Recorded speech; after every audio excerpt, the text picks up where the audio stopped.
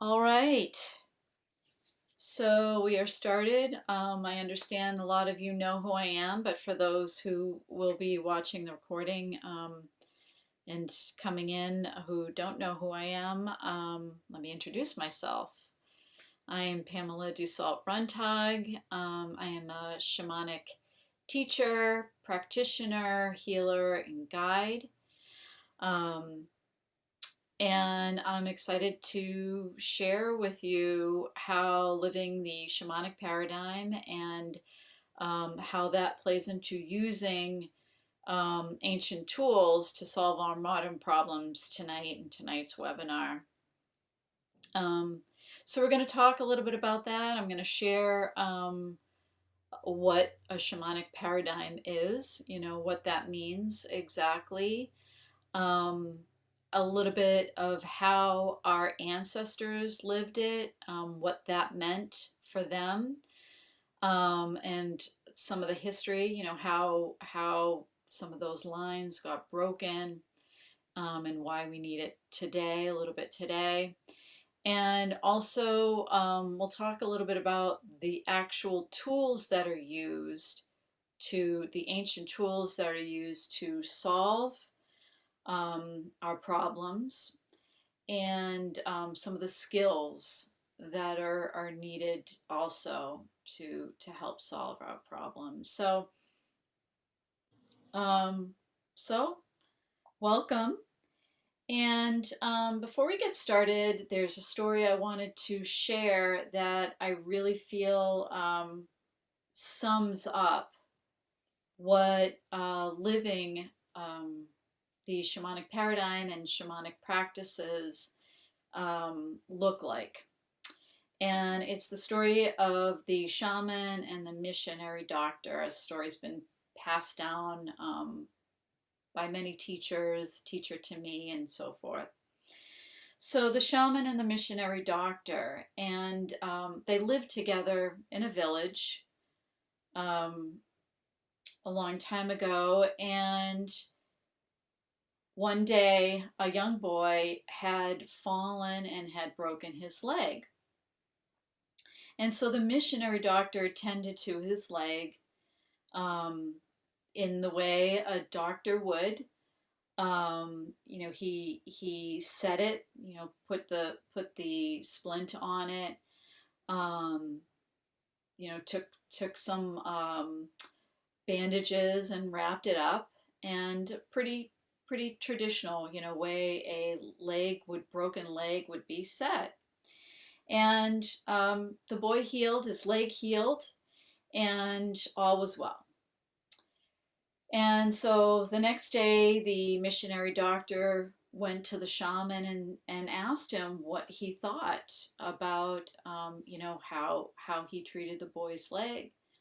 And the shaman said, "You did an amazing job. You did a wonderful job. You tended to it. I see how you set it just right, and over time it healed, and the bone healed." And then he looked at the doctor, the missionary doctor, and he said, "But now let's find out why the boy fell." So that sums up the whole idea of the why, in terms of shamanism and shamanic practices, and of course living the shamanic paradigm. It all boils down to the why. In shamanism, we look at all problems from a spiritual perspective. And what that means is we view it through the lens of the larger spirit, how spirit itself would look at and view and see the problem. Okay, so it doesn't mean that um, the the shaman or the shamanic practitioner doesn't look at the physical aspect of a problem, or the emotional aspect of the problem, or the psychological aspect of the problem. They include all of those and the spiritual aspect of the problem. And so any problem um, is always viewed through that lens, but is tracked all the way down to the why, or the root cause of a problem. And the root cause of the problem can be any of those aspects or all of those aspects at once. So when a problem is solved in that way or healed in that way through a shamanic practitioner or a shaman, or again, by living the shamanic paradigm, um, it is done in such a whole and holistic way that doctors, psychiatrists, psychologists, clergy, whatnot, often can't see. They can only see or help with one particular aspect of that problem or wound, in this case, if it's something physical. And their gifts are needed, right? Their skills are needed. It's not to say that they don't have value. They have tremendous value. But when something keeps happening over and over and over again, for instance, let's take the example of the boy who fell and broke his leg. Let's say that he kept falling and breaking his leg because they never got to the why he fell in the first place. That is where the the problem is best solved through the the shamanic practice and the shamanic paradigm. Okay, when nothing seems to work, when all else fails, is when shamanism and shamanic healing comes, through with flying colors. That's when it. That's when all works. It just works. So, a little bit about the why, right? And understanding that in our ancestral lines, each one of us, going way, way, way back, they practiced living the shamanic paradigm. Now, let me talk a little bit about what that is. What is the shamanic paradigm that I'm talking about?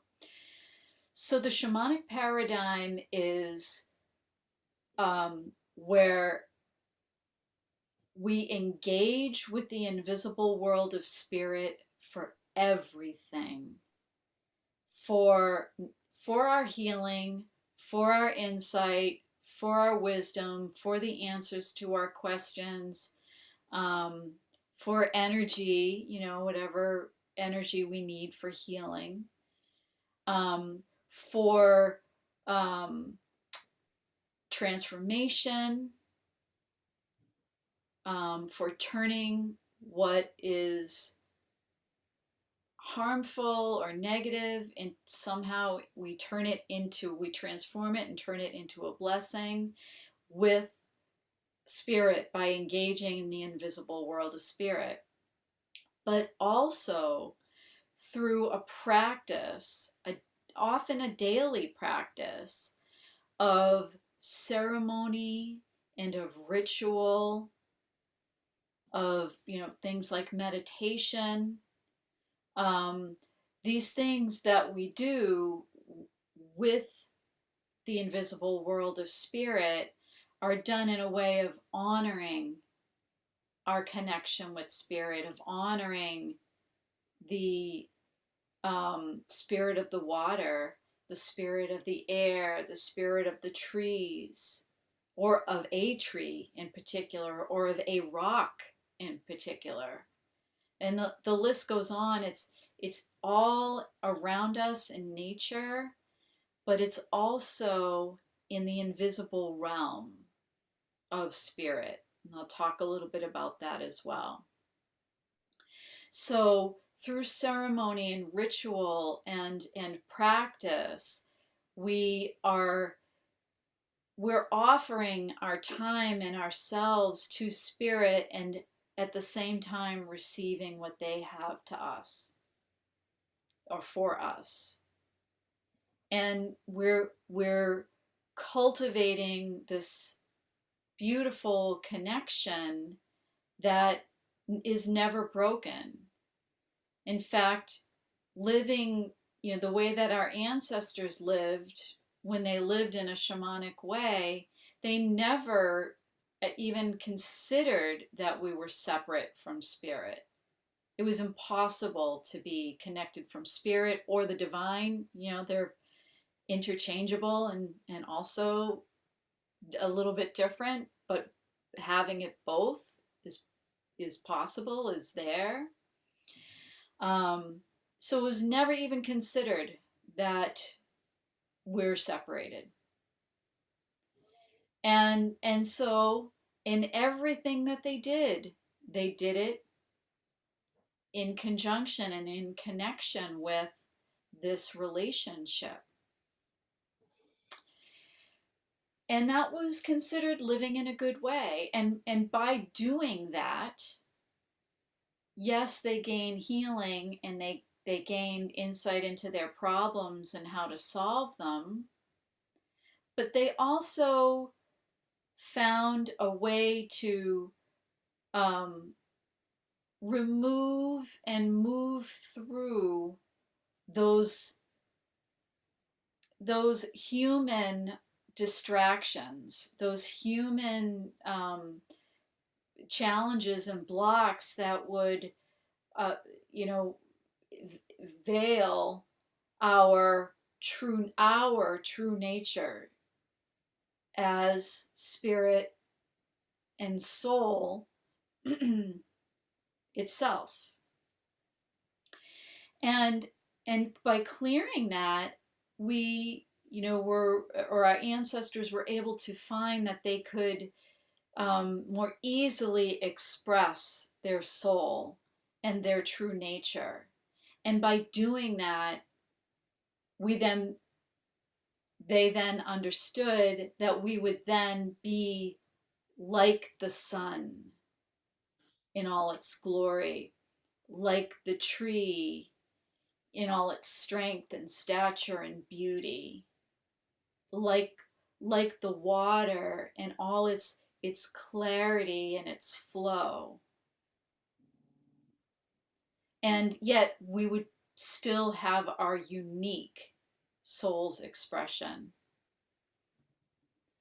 And that was what it was believed to be living in a good way, to be expressing that for our own benefit and joy, but also for the benefit of our community. Because when we get to shine our light, our luminosity in that way, somebody else gets to feel it and view it and see it and experience it, and simultaneously are reawakened to their own. And it just goes on. And so that's how it was. And we all come from some type of, culturally there were things that were different, but the basic foundation of that was the same all across all cultures. So a long time ago, these got broken. These lines got broken. And, there's all kinds of history about why that happened and how that happened, which I'm not going to get into tonight. But the fact remains that it did happen. And we forgot. We forgot how to live in that way. We forgot how to solve our problems in that way. We forgot how to we forgot how to coexist with spirit while learning our own, appreciating and learning our own true essence, what our own true essence and true nature was, and to share it with the world around us, to share it with our community. And so, this webinar is to help you understand that there are ways to relearn that. There are ways to relearn how to get back there and how to do just that, how to live in that way, how to practice in that way, how to engage with the invisible world of spirit, how to solve our problems, and how to help others solve their problems, how to realize our unique soul's expression and to give it and to do it, and how to practice these little, practice this through little rituals and ceremony, whether it's daily or it's once a year, but still how to practice that in reverence and in love. And so core shamanism training gives you all of those, gives you all of those practices, tools, and skills to get back there, to begin to relearn how to live the shamanic paradigm and live the way that our ancestors lived, for our own benefit and for the benefit of our entire community. So, can I ask you a question? absolutely. So sometimes I think I feel like I'm not doing enough because I don't take the time to meditate and join with my power animal. And I am offering the services. Like I just did a soul retrieval the other day. So I am participating in that world and connecting. But I'm wondering now that you're saying this, if what I do on a nightly thing is enough. So and sometimes it's during the day. So when I take the dog out, which is several times a day, but then that last time at night, it's usually at nighttime, because it's peaceful out there, it's quiet. I have a nice set of woods out in the back. So, and then a number of trees that before I even got introduced to shamanism, I could feel and see the energy of the trees. And so now I'm more aware and awake and I have more knowledge about it. So when I take the dog out, I quietly, I might say goodnight to the tree. I named them. So I say goodnight to, Right. trees. Um, I usually during the day, I'll put my feet on the ground, on the grass when I'm waiting for her to finish her business. Um, Sometimes maybe I'll thank the moon or something. So do you feel like that is considered to be a ritual, or should I be doing more? That is considered to be a ritual. Okay. Some of the rituals that you know of and that are taught in the core shamanism training, um, which are also the tools, are setting up your altar or your mesa, Mhm. right?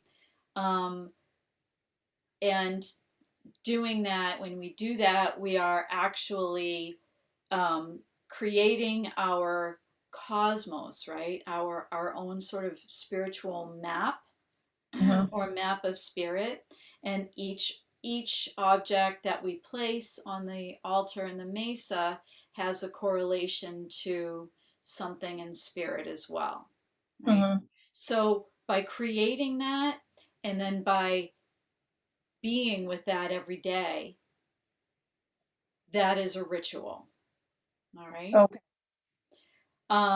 By what you said, like little things like putting your feet on the ground barefoot, you are intentionally and consciously connecting with the earth for grounding, but also as a way of being reverent for Mhm. the earth. Saying Yeah. thank you to the moon is also a way. Okay. You are, all of these things lead up to your engagement with spirit, because it's all spirit. Hmm. The spirit of the moon, the spirit of the earth, the spirit of the grass, spirit of the tree, right? This is, all of those involve some type of ritual in order to really connect with it and be with it. Okay. So that those are rituals. You know, ceremonies are more elaborate rituals that we learn. We learn how to do like fire ceremonies, and we don't learn these right away in core shamanism training, but you learn what they are. You can learn, you know, how to participate in them. Um, and certainly as you know, go to them, you will have a greater understanding of what's taking place within the ceremony through what's taught in core shamanism. So there are fire ceremonies. There are ceremonies that are rites of passages or initiations that we do and that you do go through in core shamanism training. Um, and then we have, and we can, through those we can gather uh, energy and wisdom and experience, knowledge, insight, all of that. But one of the bigger tools that we learn in core shamanism training, that is a hugely effective tool in transforming the problems and healing the problems that we have, is through the journey, the shamanic journey. And I know that you all know what that is, but I just want to explain that for some people who may be joining later. Yeah, the shamanic journey is it's a powerful tool that's led by the teacher or practitioner, where it's kind of like an out of the body experience. You know, it's called soul flight. Other people call it soul flight. And you are actually traveling into that invisible world of spirit, the unseen, where you can then see and you can then experience. And there you can gather knowledge, wisdom, insight, healing, energy, all that you need to get to the why, to get to the very root of the problem, so that it doesn't keep happening again, or that it doesn't come up in a different way, in a different form. Same problem, different form Mm. happens all the time. You know, and it becomes like sometimes we're playing this game of whack-a-mole, you know, where okay, I got this problem solved, and then, you know, the other one comes up, and but underneath it is still the same, you know, the same source or root of the problem that keeps making them pop up. Okay, the mechanism. So journeying, and you do learn how to go deeper into the journey. You learn how to navigate through the journey. You are taken on specific journeys to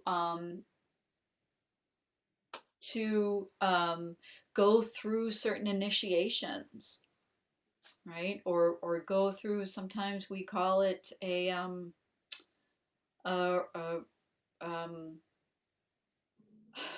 my mind just went blank.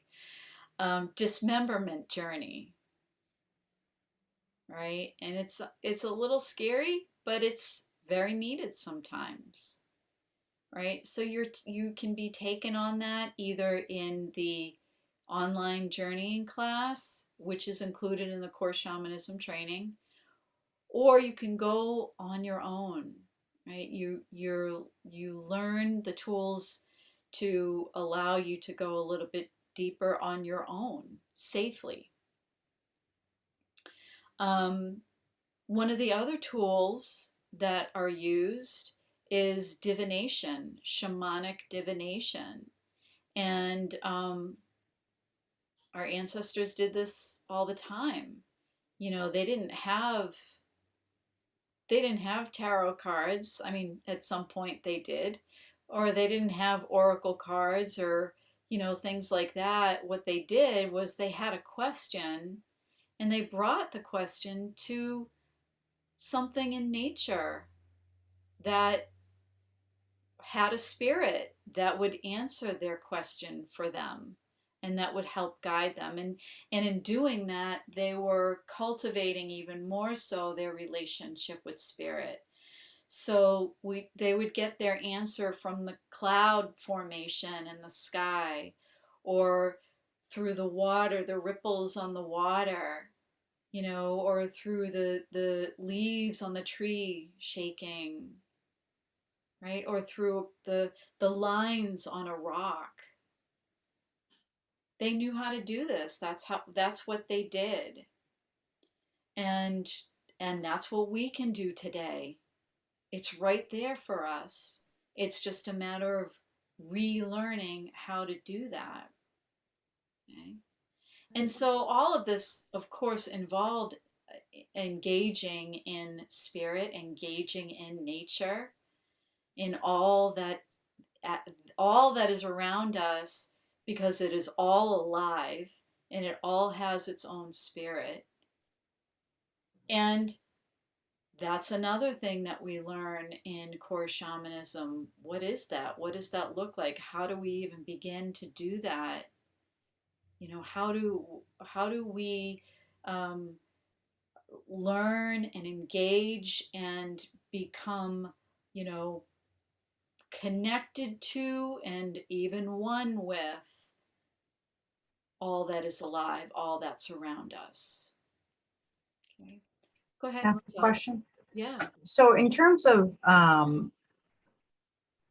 when you were saying asking a question and they would get the answer through a rock or water, that's, how do you trust it? That's the, Well, to get there, excuse me, to get there, you need to cultivate and start your practice. So we do start it very. There is a mythology to how it is learned. So we have the creation of the altar. We have this understanding of what is around us in nature, and then we begin to just commune with it. And in communing with it, we start to experience um, a different energy, maybe a shift in our awareness. Maybe we start to see certain visual signs, but it's often a real felt sense mm, that we get. That's like, I know this. Some part of you deep, deep, deep down inside, through that broken ancestral line, knows it. It's still in your blood.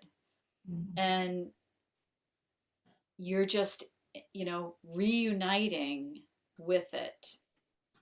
And so through that, and through that practice, which by the way is incredibly honoring of spirit, just by you engaging in that practice, those practices that are taught at the beginning, spirit is feeling your honor and your respect and your love. So you're getting that, but also, they're giving back to you at the same time. It's deeply, deeply rewarding. And then it is only through that we start to begin to trust. And it can take time. Everybody is different. It can take time. But it really is about the journey and not about the destination. You absolutely will get to a place of trust, of ultimate trust. And there may be times when you waver, but you you will always, through your practice, begin to glean little bits of insights and wisdom and signs and omens, and that felt sense, that experience that will, build up over time into solid trust. So that's how you get there. That's how you get there. You know? So those are some of the tools. We also have certain skills that are taught in core shamanism training. And those skills they can be used for other people in our community. We certainly can practice using them on each other. With enough practice and time, we can use some of them on ourselves. It gets a little tricky though, so we need to be very patient with that. But the skills that solve our problems and that bring healing to us that we learn in core shamanism are extractions, shamanic extractions, which are, it sounds scary, but it's not, but serious. Removal of energy that is harming us, or limiting us in some way. How to properly remove it and get rid of it in the right way, safely. Another skill that we learn is power animal retrieval, where we are able to go into the journey real time for somebody and retrieve their power animal spirit and give it to them, which is a beautiful ritual and actually a ceremony in and of itself as well. And brings other benefits of protection and such. And the other that we learn is soul retrieval. And again, this is a huge gift, both for the practitioner and for the receiver.